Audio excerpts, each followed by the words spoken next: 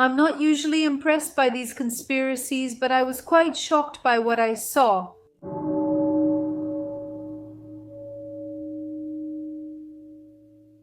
Recently, I was flooded with hundreds of videos talking about a very bizarre conspiracy. And seriously, I'm not usually impressed by these conspiracies, but I was quite shocked by what I saw. Have you guys seen the glitter conspiracy? Oh, Carol, what do you mean? The glitter conspiracy? Glitter, guys, the glitter, glitter! Yeah, the glitter conspiracy, have you seen it? But wait, isn't glitter just a piece of shiny microplastic junk? Well, it should be. At least that's what people believed until now. Until this huge conspiracy started, glitter was just glitter. That people used to make themselves shiny, that's in plastics, in shampoos, in cosmetics. It was just glitter. But then the conspiracy, which I even put in the title of this video, called the Great Glitter Conspiracy, started spreading on the internet. And seriously, if you're not eating anything, I recommend you grab a snack, some chips, some popcorn, so you don't end up biting your fingers with what I'm going to tell you in today's video. Pause for a moment, take a breath, grab a snack, get ready, and come with me because I'm going to tell you everything about this very bizarre conspiracy. And while you're at it, check if you're subscribed to the channel. Also check if the notification bell is turned on. Then you're going to say, Carol, I'm subscribed, the bell is on, and I'm still not getting notifications for the new videos you're posting. Don't worry, it's normal. YouTube really won't send them to you. The smartest thing to do is to stop by the channel at least once a week. I always post new videos on Mondays, Wednesdays, and Fridays. Then you sit your butt down there on the weekend, binge watch, and you'll be really well informed and still know all the details of this dark underworld that is planet Earth.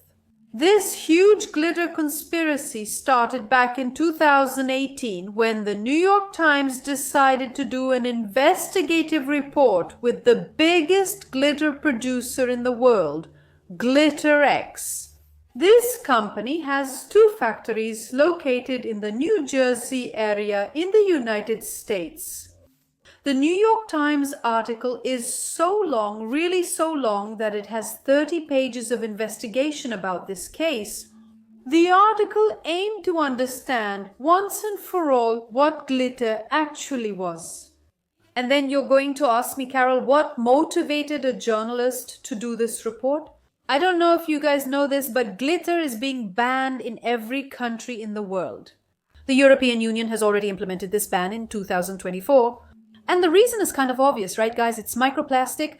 So this journalist wanted to know, after all, what glitter is made of so we can understand why countries are banning the entry of glitter.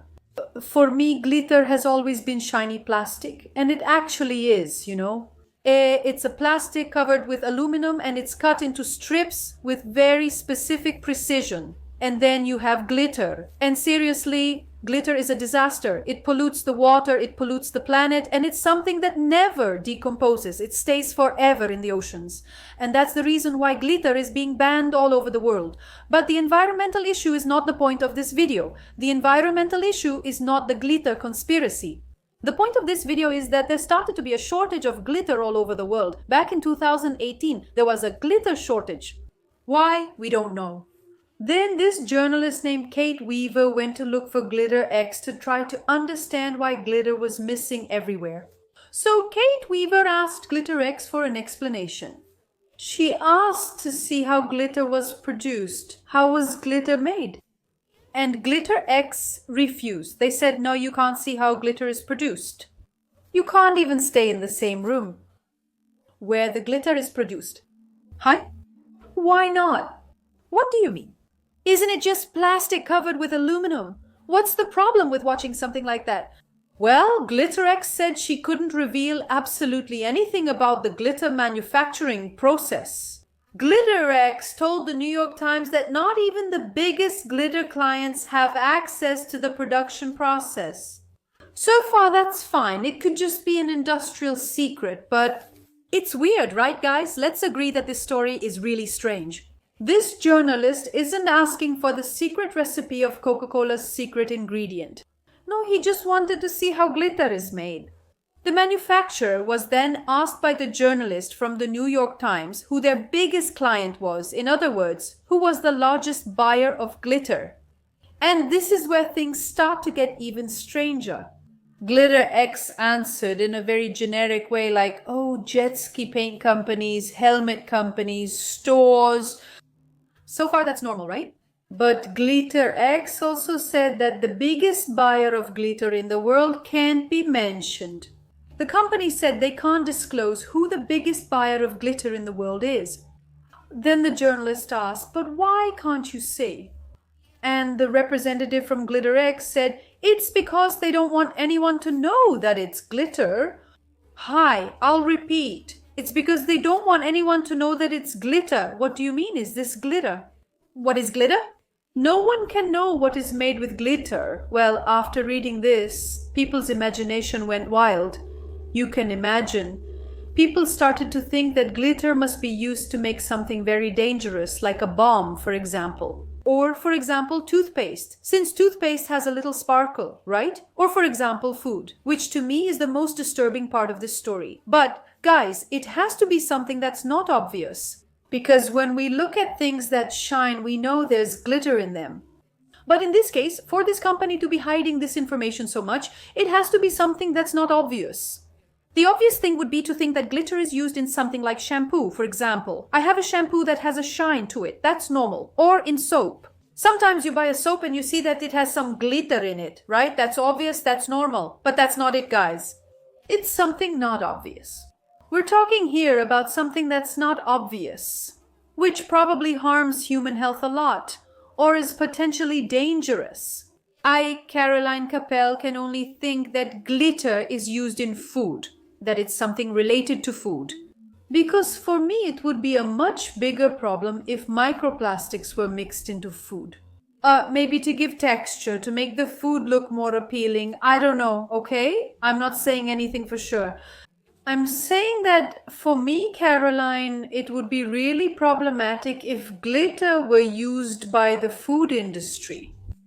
Because if that's the case, guys, we're saying that companies are intentionally putting microplastics in our food and we're intentionally consuming it. No, I'm not referring to edible glitter, which does exist. I'm talking about regular glitter.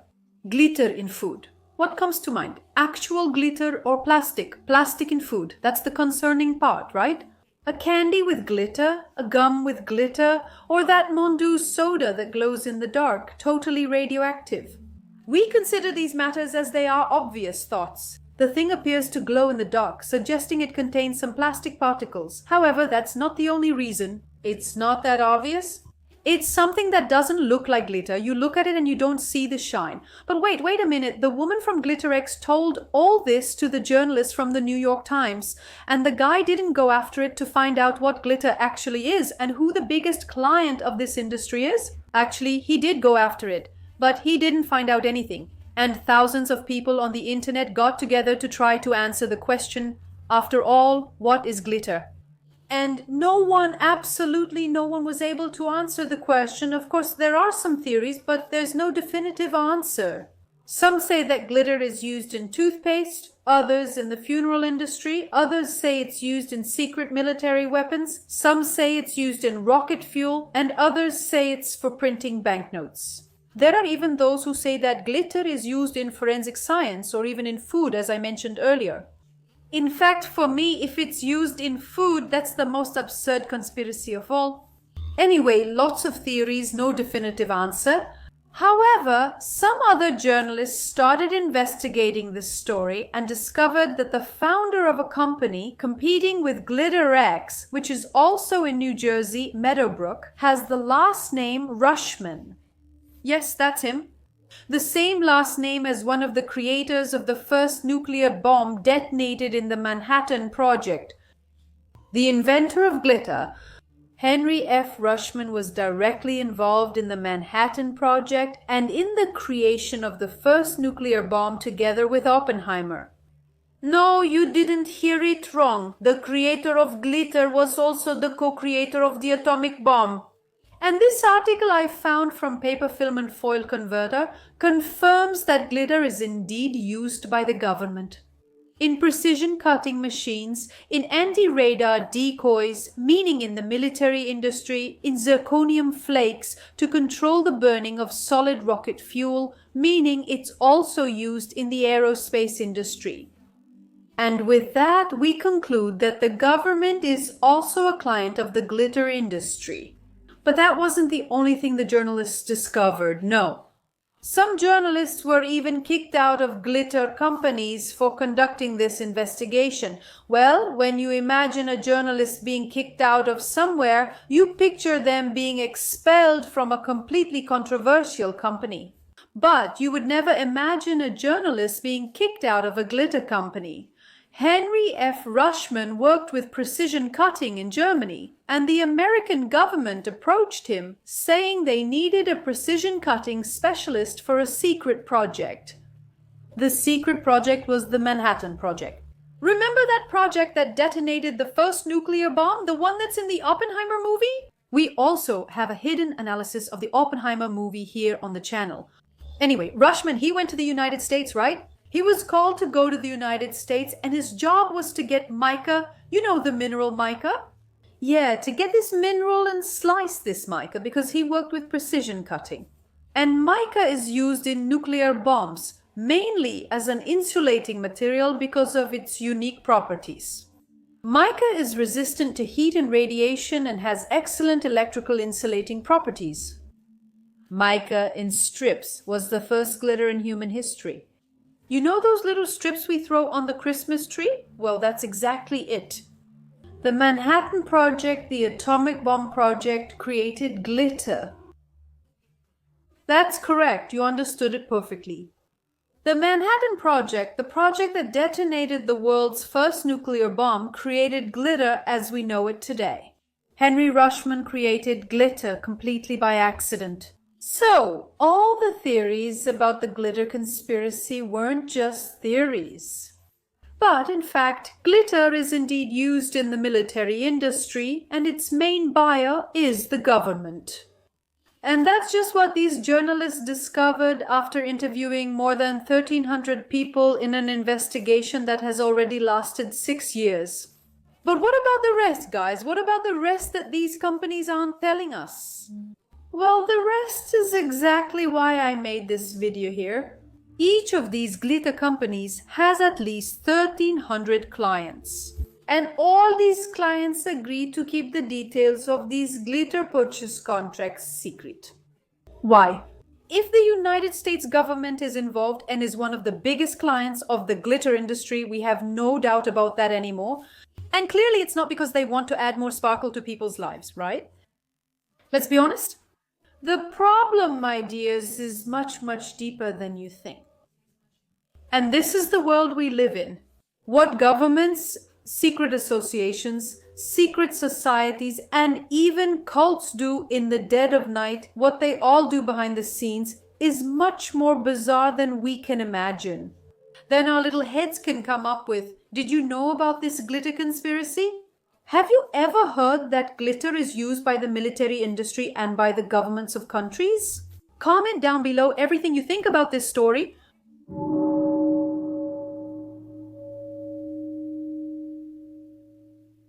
Did you know that there is a book that knows the future exactly as it will happen and when it will happen?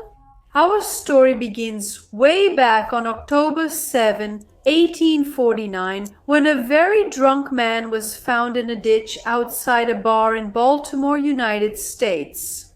This guy could have just been another drunk thrown in the ditch, but no, he was none other than Edgar Allan Poe, one of the greatest writers who ever lived and walked this earth. And the fact that he was found in that ditch in 1849 is just another mystery in our video here, which is full of mysteries. Most people who know the works of Edgar Allan Poe think of him as just another writer of mystery stories, of science fiction stories, of supernatural tales. But as I've already told you here in other videos on the channel, fiction is just an invented, created way to tell us a truth. This truth is very hard to swallow, and so it's told through a fun setting, a movie, a book, a work of art, and so on. Edgar Allan Poe was the guy who invented this genre of detective stories. He invented science fiction. In other words, he invented this way of telling us the truth. But before he was a writer, he was in the army, and he had a very promising career in the army. But he left the army to start writing. He had some strange habits that interestingly remind me of the habits of the writing team from the Simpsons series. He was very good at math. He did a lot of calculations in his head without ever having studied advanced math. And he used his imagination to predict things that would actually happen. Like he predicted the origin of the universe. He predicted the existence of black holes many decades before the actual discovery of these stellar objects. So Edgar Allan Poe wrote his fiction texts, but in those texts he made predictions. And because of that, many people believe that he was actually a time traveler. Other people believe that he was a very powerful seer, or even that he had access to the Akashic records. But he was just a normal person. A normal person with a normal life. After all, who was this man and how did he know with such precision the things that were going to happen in the future? He was a very intelligent guy. He spoke several languages. He knew a lot about mathematics, but he didn't have the best mental health in the world. In his first years of college, he had to drop out because he was always drunk and was often involved in gambling debts. Yeah, my dears, the brightest minds in the world are also the most troubled. Well, Edgar Allan Poe was the first American writer who managed to make a living from his stories. In other words, he was able to pay his bills with the money he earned from the stories he sold. Remember that he lived in a time when copyright didn't exist. So people would copy his stories, sell them without giving him credit, and even so, he was able to make a lot of money from these stories because they were really good. And so, with a lot of money in his pocket, he married his cousin who was only 13 years old. But the point here is that he developed a new literary genre that didn't exist at the time, which was the genre of writing short stories. So he wasn't a book writer, he was a short story writer. And his story called The Murders in the Rue Morgan, which would be, translating to English, The Murders on Morgan Street, told the story of a detective who used his supernatural powers to solve crimes. In other words, he kind of invented this type of detective story. So, if Sherlock Holmes exists today, it's thanks to this man. But things really started to get very strange in Edgar Allan Poe's life when he published a book full of short stories inside, and this book was called Eureka. In this book, he wrote his speculations about the universe. I mean, he wasn't a scientist, he wasn't an astronomer, he didn't do any research at all. He would simply sit down, speculate about what he thought the universe was, and write it down. And many years after the death of Edgar Allan Poe, his story, Eureka, proved to be one of the most brilliant stories ever written, predicting the future, because it was almost like a prophecy. He predicted everything about the universe, things that were only proven many years later. Oh, like what, Carol? Like, what did this man predict? What are we talking about? I want facts. At the time he wrote the book Eureka, the scientific community had a consensus that the universe was infinite, unchanging, and eternal. But in the book, Edgar described a dynamic universe, one that is always changing, that began from a single primordial particle. This particle expanded and gave rise to everything that exists. In other words, Edgar Allan Poe predicted the Big Bang, which is currently an accepted theory by the scientific community about the formation of the universe. But at the time he wrote this, no one was talking about it. He wrote this 80 years before scientists reached a consensus about the Big Bang. Besides that, in the book Eureka, he wrote about the relationship that exists between energy and matter. He wrote about the role of the speed of light in the universe, about the existence of black holes, and, believe it or not, about the concept of a cyclical universe that dies and is reborn again and then dies and is reborn again. In other words, he predicted the future, but the question that remains is how? Many decades before this subject was researched and became a consensus among the scientific community. He who had no scientific knowledge at all, he was just a drunk, remember? A addicted to gambling thrown into the gutter. Have you ever thought about what would happen if ordinary people could have such powerful insights about the future? On a Wednesday afternoon, imagine you're just sitting there working and suddenly, oh my God, there's life on planet WASP 96b. And you write it down. Then, 200 years from now, science proves that there is life on WASP 96b. And then they find your note and say, guys, Jorge. Look, Jorge from Nova Iguachu wrote this here. That's exactly what used to happen. These bizarre things he wrote, they just came to his mind. Well, nobody really knows what actually happened to him. He lived in Richmond, which is in Virginia. And one fine day he was found in a ditch in Baltimore, which is further up in the United States. But nobody knows what he was doing or where he was going, and right there in that situation he passed away. He died.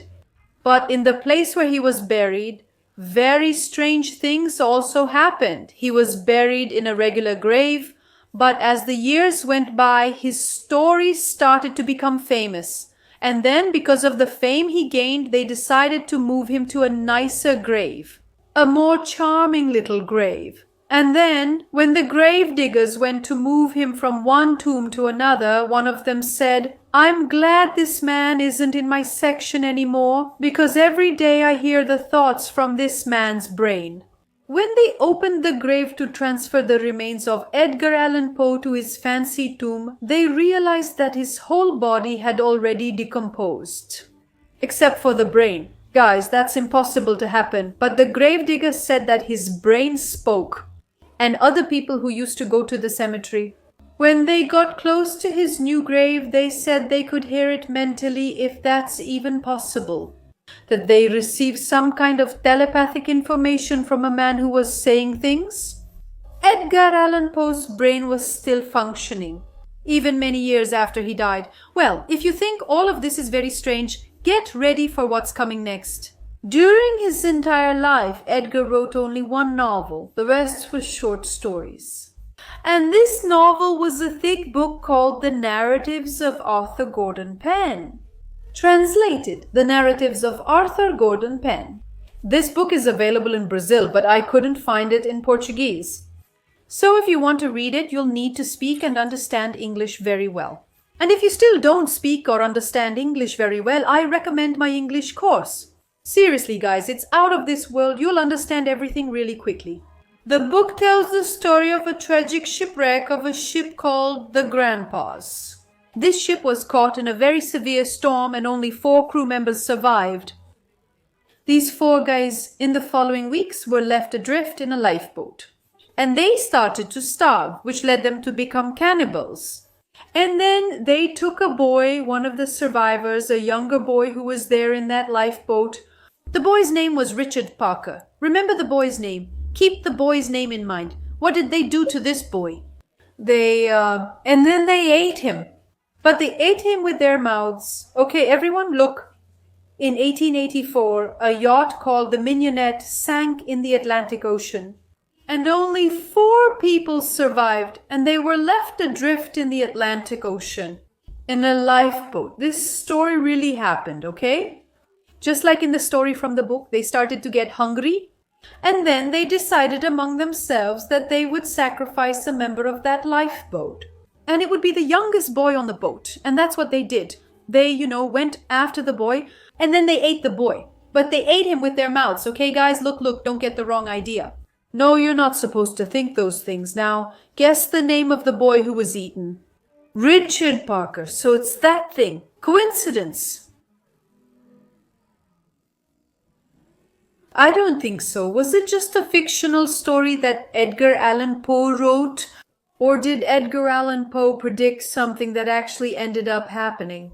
If you read Edgar Allan Poe's stories, you'll realize that this man was way ahead of The Simpsons, and if he were still alive, we would have hundreds of predictions about things that will happen in the future.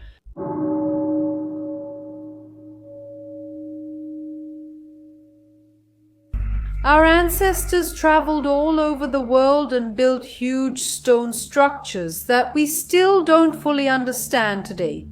A cataclysm hit planet Earth, and this advanced civilization, which should have existed here, was wiped out from the planet. In less than a week, Everyone who was here was taken away, and the stone monuments are the only thing they left behind. These monuments carry a message, a warning for future generations. But what is this warning after all? Surprisingly, the warning is actually something quite simple. And regardless of the interpretation, we can understand it. The warning says, be careful, something is coming. Whoa, what kind of danger is this? What's coming? What do you think the civilizations of the past wanted to tell us with this warning? In 1994, the German archaeologist Klesch Smith was researching the ancient ruins in Turkey and he discovered Göbekli Tepe. What is that? Well, it's nothing more and nothing less than the oldest ruins of humanity, which were built 11,600 years ago. That is 6,000 years before the Sumerians. And that didn't make much sense to archaeology because at that time, 11,600 years ago, it was the exact end of the last ice age. And at that time, humans were following the migration of animals, building temporary tents to live in. In other words, humans were not building gigantic stone structures at that time. They didn't have the knowledge for that, nor the tools, nor the skill for it, nor anything. And this structure, the structure of Göbekli Tepe, is made up of 43 pillars. And each one of them weighs about 10 tons. And by the way, only 5% of Göbekli Tepe has been excavated so far. LiDAR images have shown that there are more than 200 structures still hidden underground. In other words, there's a lot there inside that we still don't know about. And if the information from Pillar 43 is already possibly catastrophic, just imagine the day we discover the rest of the information that's there. This discovery meant that our ancestors lived there, but exactly how long did they live there, according to the research? For at least 1,000 years. This place wasn't built just to serve as a home for these people, but rather it had a much greater purpose. It was built aligned with the star Sirius, but not 11,600 years ago, but many years before that. So, wait a minute, this isn't the first structure aligned with the Sirius system. The structures on the Giza Plateau themselves also align with the Sirius system. And especially those Dogon people from Africa that I told you about in this video here, they had a very interesting interaction with those folks who came from Sirius. So wait, why is there so much talk about Sirius in the past? On the pillars of this Göbekli Tepe structure, there are images of animals and even hybrids of humans with animals. And incredibly, the most advanced drawings, meaning the best made ones, are on the oldest pillars. It's as if they had more technology before than they did later. And maybe we were very wrong in our interpretations of the past. Maybe before the Ice Age, Earth was home to a very advanced civilization. One of these pillars, Pillar 43 to be exact, which is known as the Vulture Stone Pillar, tells a detailed story about these beings from the past. And at the same time, this pillar tells a story about the end of the world. So there is the prophecy of Pillar 43. And the reason why this pillar is there is extremely frightening. It's a message for us, the civilization of the future. Pillar number 43 points to the constellation of Scorpio. And this alignment reveals a star map. So with this map in hand, we just have to calculate it backwards. And see when the sky had this alignment. And they did that, the archaeologists did that, and they arrived at the date of 13,000 years in the past. In other words, more than 1,000 years before Göbekli Tepe was built. So, Pillar 43 is telling us a story about something that happened in the past. And it was during that time that the Younger Dryas occurred, which was a period when the Earth's climate changed drastically. After everything had warmed up drastically, everything froze in a very rapid way. And right after that, everything started to melt at the same time. This ice, this water from the melting invaded all the continents. Some people know this event as the Great Flood that's in the Bible, and there is evidence of the flood on planet Earth. But interestingly, there is evidence of this flood on Pillar 43, and it's not just on that one, okay? There are other pillars there that show bizarre things that happened. The strangest of all is the pillar because this pillar contains the word God. Scholars believe that our ancestors became so desperate that this pillar was a plea for help to the gods. It is also on this pillar that there is a drawing depicting a meteor shower, more specifically the Taurid meteor shower. The Taurids are a huge group of meteors that are located in the constellation Taurus. Pillar number 18 reports that this Taurid meteor shower destroyed many things here on planet Earth in the past. And now comes the scariest part of this video. 13,000 years after what happened and was recorded on the pillar.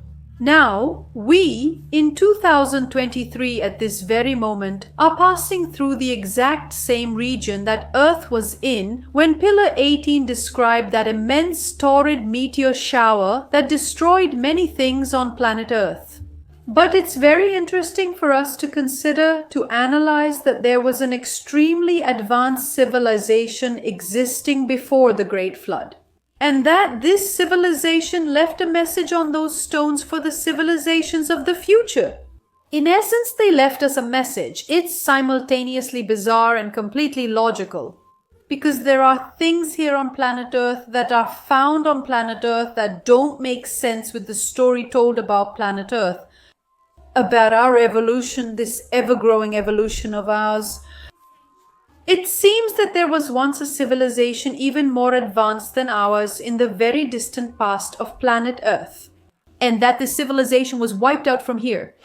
And if the pillars of Göbekli Tepe are circular and they tell circular stories that happen every 13,000 years, and according to the pillars of Göbekli Tepe, we are living in exactly the same era as Pillar 43, that is the last pillar. Our civilization is also in decline.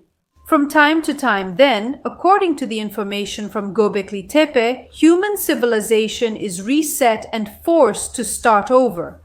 And there isn't evidence only at Göbekli Tepe, okay? Watch the video about the exiles from Capella that's here on the channel, and also when I made that video commenting on details about the Urantia book. Well, I'll leave all these videos showing up here in the card, in the end screens, and also in the description of this video in case you haven't watched them yet. Watch so you can see how all of this is directly and in a really crazy way interconnected.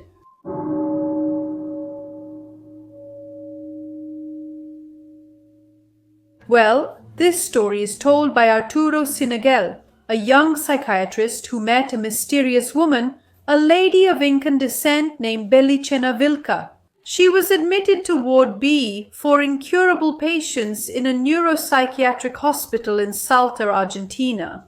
But what this psychiatrist didn't know is that after meeting this woman, his life would change forever. Throughout his entire life, Dr. Arturo treated Belicena Vilca.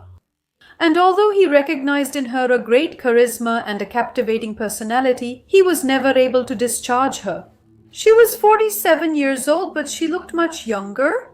She had a very mysterious look, and anyone who sat near her and talked to her could tell that this woman was not from this world. On the first day that Dr. Arturo started treating her, she looked at him and said, "You have a magical name, Bear of the Victorious Claw." She was a very intelligent person, and she knew that Arcturus means bear and Sic Victoria Inagel means victorious claw. Well, this woman's psychiatric condition was acute schizophrenia, and she had ended up in the psychiatric hospital because the Argentine army, during the period of the international reorganization process, had found her. At that time, when the persecution of members of subversive groups was common, Belicena Vilca was suspected of being part of organizations. She was interrogated by the military, and they quickly diagnosed her with some kind of senile dementia because nothing, absolutely nothing this woman said made any sense in reality. One of Belicena's favorite activities in the hospital was writing stories. Stories that, according to the doctor, made no sense at all. However, our story really begins when, between midnight and 2 in the morning on January 6, 1980, Belicena Vilca is murdered. Dr. Cortez, the director of the hospital, was handing out gifts to children at a neighboring orphanage, and he had to rush back desperately to the psychiatric clinic. He was called because Belicena had been found in a completely deplorable state. She had been hanged with a rope made of human hair, braided in a barfim color, dyed with lime.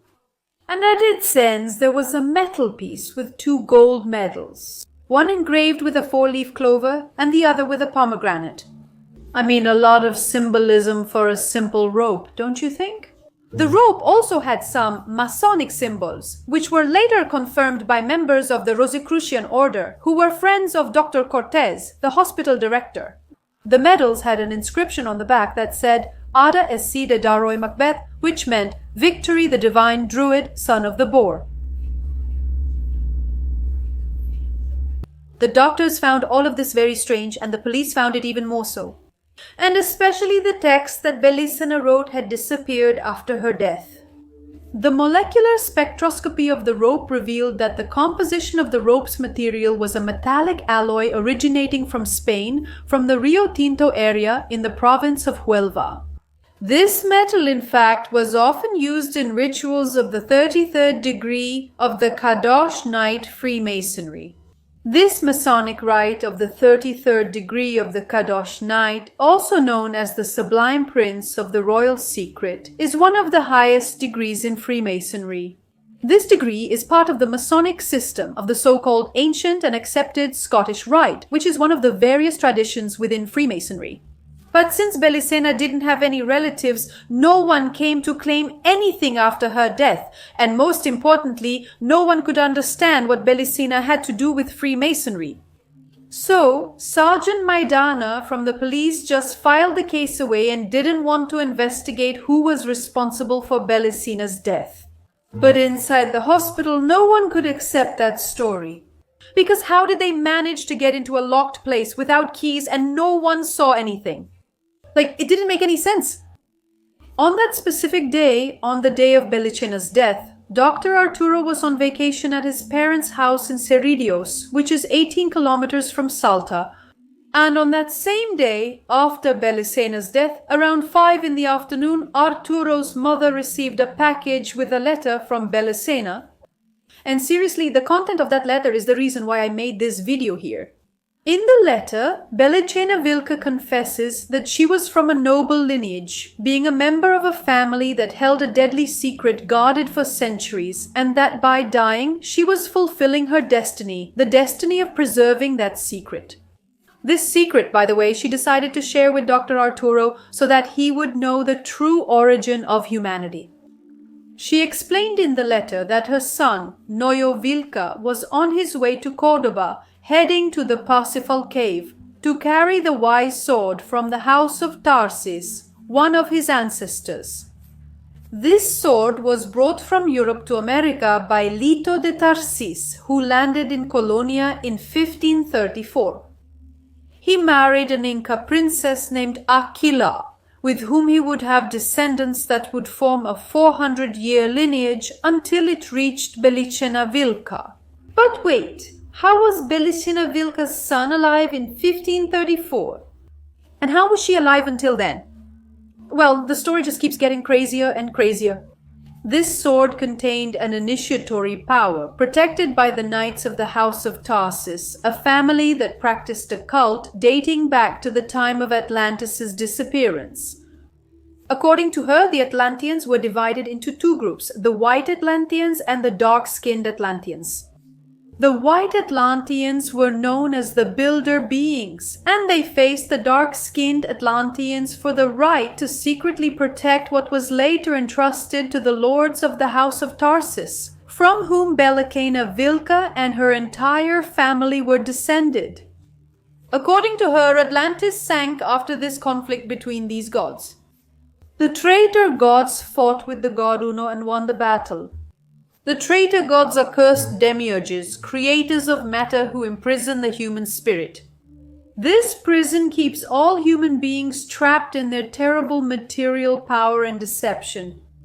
The traitor gods turned men into warriors who fought without knowing the reason for their battles. They fought only to strengthen the wrath and ego of these traitor gods, hiding from men the true Atlantean wisdom that the realm of men does not come from the earth but from the stars. The traitor gods were given the mission to destroy and steal the technologies found in the megalithic structures scattered around the world and to make them disappear from the earth in order to delay the advancement of the human race.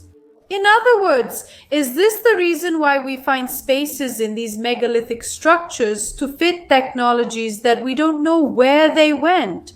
Is this the reason why we find megalithic structures lost out there and we don't even know why they were built? Well, still according to Belicena's letter, the White Atlanteans at the end of this war went to a city called Tagar or Agartha, which is located on the ancient continent of Hyperborea, where there is a vortex to the uncreated world, in other words, to the last lost city. And Hyperborea means paradise of the spirit. What it implied is that these White Atlanteans somehow ascended to a parallel dimension. So the White Atlanteans, now inhabitants of this new realm, were ruled by a god you know very well. They were ruled by Odin. As for the traitor gods, or Sanat as they were called, they settled on an island called Shambhala, and they had the support of mysterious angels, the so-called Nephilim. Little by little, the White Atlanteans, dominated by the power that had taken over the entire planet, fell into wars and got lost in their own egos. They couldn't fight against all this manipulation of perception that the traitor gods established on the planet. And so they remain this way to this day. Well, for those who haven't gotten the message yet, this story of Belicena Vilca talks about the origin of humanity and the reason why we are trapped in deception to this day.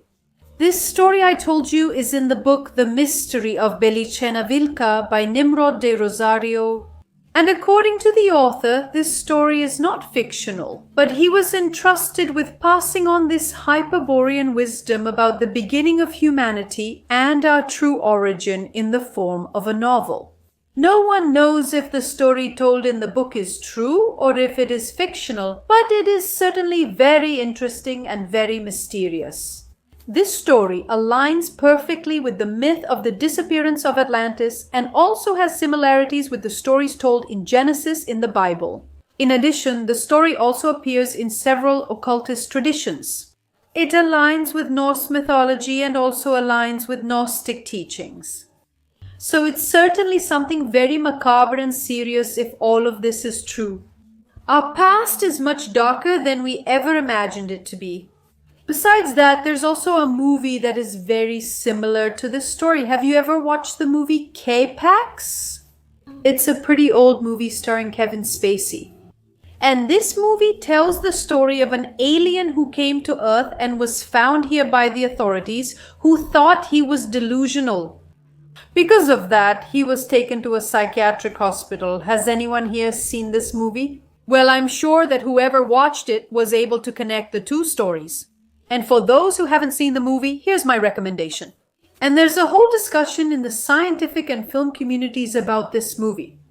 People keep debating whether K-Pax was really an alien or if he was just a patient with schizophrenia, just like Belicena Vilca. Some say that this movie was made to humanize the aspects of the illness.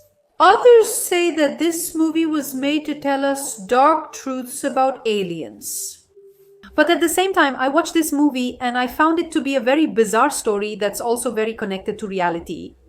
Here's my recommendation if you haven't watched it yet. But now, guys, and what about Donna Belicena? What a wild story that is. Is it just an account of a true story or a fiction created by the mind of an artist? If this story is real, then we would have in our hands the true story of the origin of humanity.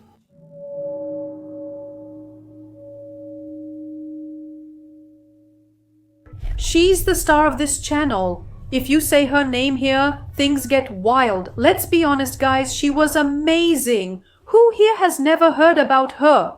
Well, she was this amazing psychic. Oh, how I wish she was still alive. She was one of the most famous psychics in the world. The famous Bulgarian psychic who became blind as a child after a very mysterious accident. But that accident only blinded her physical eyes. It actually opened her non-physical eyes. And in this video, I'm going to tell you everything about the bizarre secret expedition that Donna Baba Vanga made into a mysterious cave in Bulgaria.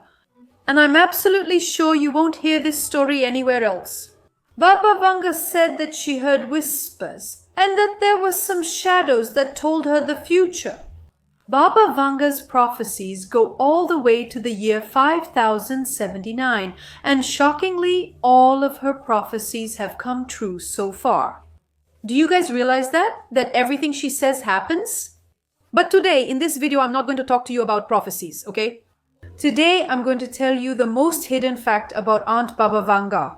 Baba Vanga's niece, Casimira, who is still alive, made a series of statements on a television show in 2018. She went on this show to promote her book, which tells a very bizarre and little-known story about Baba Vanga. A story that one fine day Mrs. Baba Vanga was at home when a man arrived and handed her a map. And on this map was the location of a cave in the mountains that bordered Turkey. A cave that could only be seen when certain rays of the moon or sunlight hit it, and only on May 5th. What do you mean? What do you mean that this specific cave is only illuminated by the moonlight or by the sunlight on May 5th? And only then is it possible to locate this cave. Guys, isn't that weird? Doesn't that sound like something from an open-world video game? Anyway, according to Baba Vanga's niece, this cave hid traces of an ultra-advanced unknown civilization that perished in the past, and that would be one of humanity's great secrets. But hold on, what a fanciful story, huh? What a strange story, Miss Casimira. Didn't you make up this whole story? Could it be that you created this story just to sell books? I was reading this book that Casimira, Baba Vanga's niece, wrote, and then I thought, oh, come on, seriously. Casimira, you've got to be kidding me with this fictitious tale. Go take a hike. But then, guys, Casimira's made-up story started to get tangled up with real-life facts. We have ministers, former presidents, and very important people involved in this story. Then things started to change. Then I started to think, wait a minute, she's not just another sensationalist crazy girl trying to get attention. In fact, members of that expedition to the cave were silenced after the expedition ended. And there are reports of deaths and disappearances related to that expedition. So, my dears, the situation is much deeper than it seems. Our story really begins in January 1981 when Baba Vanga received a visit from a nameless guy who showed up at her house in the Bulgarian city of Rupta. And he had an old map that was written in an indecipherable language. No one could read that map.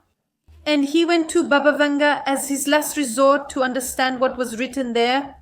And the strangest thing is that when she touched the map, when she felt the map, she told the man that this map was fake. That whoever had given him this map had deceived him. And obviously the man was disappointed. That's when Baba Vanga suggested he visit the hot springs that are right there in the city of Hupti. She told him, go there and rest your beauty, go relax, go cool your head or warm it up because they're hot springs. She said, stop worrying about this, dear. Then Baba Vanga took that so-called map, which was fake. She called her niece Casimira and said to her, copy this map. Look at this, Baba Vanga, what a sly woman.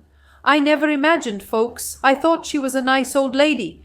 And then Casimira copied that thing even without understanding absolutely anything that was written.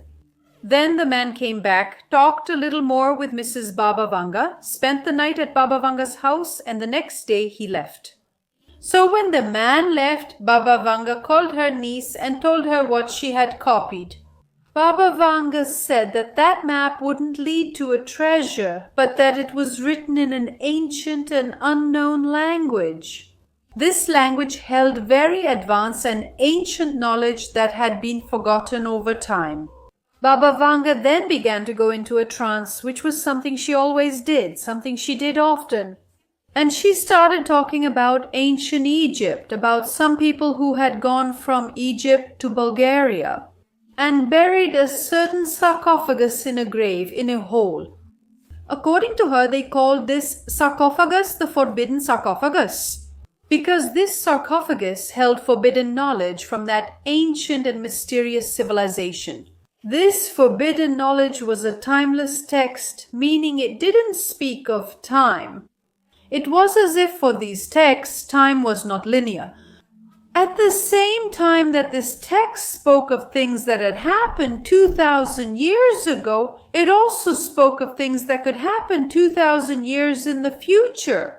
Baba Vanga then said that according to the knowledge from this map, which she had sensed just by touching it, this sarcophagus was hidden in Malko Tarnovo, which is a mountain on the border between Turkey and Bulgaria, that it was hidden in a kind of cave. And she also said that to know which was the correct entrance to the cave, people had to be facing it on the exact day of May 5th. Because on May 5th, the moonlight would reflect on the correct rock. And also the sunlight in the early hours of the morning. Casimira, when she heard that story, didn't believe her aunt, even though she knew about the powers she had, but she told this story to a high-ranking Bulgarian official. Because, guys, Baba Vanga was in high demand. She was visited by the greatest world leaders of the time. I'm talking, for example, about Leonid Brezhnev, who was the leader of the Soviet Union. And also, believe it or not, Mikhail Gorbachev, the last leader of the Soviet Union, also visited Baba Vanga frequently. But it wasn't just them, okay? A lot of very important people used to visit this woman's house. But Casimira mentioned this story to Kratso Mutashev, who was a lieutenant colonel in the Bulgarian army at the time. So they decided to go on an expedition to this cave on May 5th. This guy, Mutachev, he was very close to Minister Ludmila Dienkovka, who was the daughter of the Bulgarian leader Todor Zivkov. This guy, Todor, he was the leader of the Bulgarian Communist Party and also the leader of Bulgaria for more than 3 decades. Todor Zivkov was very powerful, and he was the one who ordered this expedition. He said he wouldn't spare any resources or men to find this place. Back then, the border between Turkey and Bulgaria wasn't as peaceful as it is today. They needed several military permits to get there. And then, on May 4th, 1981, the expedition began with only 5 people. But wait, didn't Todor say he would spare no effort to find this place, and he only sent 5 people? Hold on, we'll get there. Among the people who were on this expedition, we have Casimira, Baba Vanga's niece, Mutachev, and another guy, someone named Ilya Prokopov. And there were also 2 other people whose identities were not confirmed. But on May 4th, it rained a lot. A rain that no one expected would fall that day. How are you going to see the light of the moon or the sunlight if it's raining like this? But when we got to the Malko Tarnovo mountain, the sky cleared up, as if it were a miracle, and they could see perfectly. They looked at that mountain and saw a symbol of an upside-down triangle with 3 circles, 1 on each corner. Wow, what is that? What weird technology is this? Did the sunlight do that to the stone? How? And this strange event with the light in that weird shape lasted exactly 20 minutes. Inside the grave, they could see 2 silhouettes of people, as if they were holograms. And Casimira told this whole crazy story in her book, which I read recently. The book, for anyone interested, is titled Vanga, The Complete Truth. But after this strange light show, after they saw those strange figures inside, after 20 minutes of this show, the stone went dark, the symbol disappeared, and the cave also vanished. It was as if there was a missing piece in this puzzle. The next day, Casimira went back home and told her aunt Baba Vanga everything she had seen. And Baba Vanga simply said, never go back there again. And that's when Mutachev told the whole story and everything they had seen to the minister there, to Ludmila. Ludmilla, was actually the one responsible for getting all the permits so they could get there at that time. And she became very interested in this story. Why? Because that area is very famous for strange magnetic anomalies. Those anomalies, by the way, were being investigated by military intelligence 6. Carol, what is military intelligence 6? It's the British intelligence service. According to Ludmilla, military intelligence 6 had discovered magnetic anomalies in that region. That the ground-penetrating radars showed these anomalies in that region inside the mountains. That's why she decided to organize a second expedition. But this time it was a secret expedition because there isn't even any record of this expedition organized by the Bulgarian government. All that's known is that this expedition started a few months later on the exact day of July 21st, 1981. And after that date, after Ludmilla organized this expedition, she died under very strange circumstances. Mutachev was arrested and he stayed in prison for 10 years for strange crimes that he didn't commit. Really strange things happened on that second expedition, but nobody knows anything else. Why? Because Casimira doesn't say. She doesn't talk about anything else. And she says in her book that the secrets she knows will be taken to the grave with her. Strange, isn't it, guys? Could this story be true? And if it's true, what could be in those mountains of Bulgaria? What do you think about this story? Do you think everything I reported is real? Or do you think it's just a fantasy from Casimira's creative mind? Did she make all this up to sell books because she knows about her aunt's reputation? Or did all of this really happen? Well, I want to know your opinion here in the comments. Well, if you made it to the end of this video, know that we do have a magic word. And today's magic word is Vanga. Comment Vanga down below and your life will be magically transformed by the sect. Don't forget to also subscribe to the Shorts channel.